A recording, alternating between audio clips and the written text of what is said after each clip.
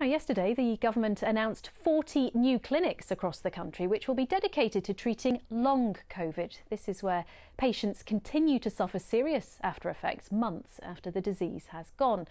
But while research is already underway to understand the condition in adults, paediatricians and parents say the impact on children is being ignored. You may find the images in Nicola Haseler's report distressing.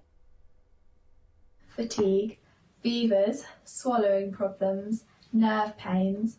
These are some of the youngest faces of long COVID. My head was hurting, and my tired, and my tummy hurt. A series of debilitating symptoms that were not thought to affect children. My tummy and I think my heart was like a little bit hurt. They caught COVID in March and are still poorly. It stops us from doing a lot of the things that we enjoy that before getting COVID we could do without any problems. All 5 of Charlie's children have been affected by COVID. We were told that children didn't get it, or especially my 4-year-old, and yet she was the sickest out of all of us. I mean, she cried every day for 4 months with pain in her tummy.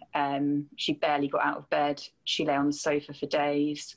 Official figures show very small numbers of children being hospitalised with acute COVID. But those who had it mildly, followed by months of aches, lethargy and fevers, have not been included in any data on long COVID. I saw a GP last week, and despite the BMJ article in October about counting long COVID in children, she said to me there is no evidence that long COVID exists in children.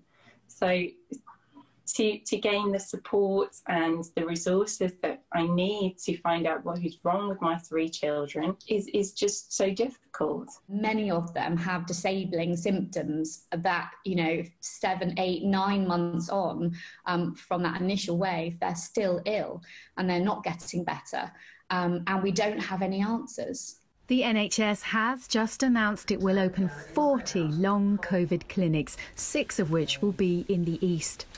But at present, there's no provision for children. We've been preoccupied with its impact on adults. That's reflected actually in the funding from government and major foundations on research in children. We need clinics to look for and sort of anticipate the problems of kids that have had COVID so that they're not neglected and that problems don't get worse.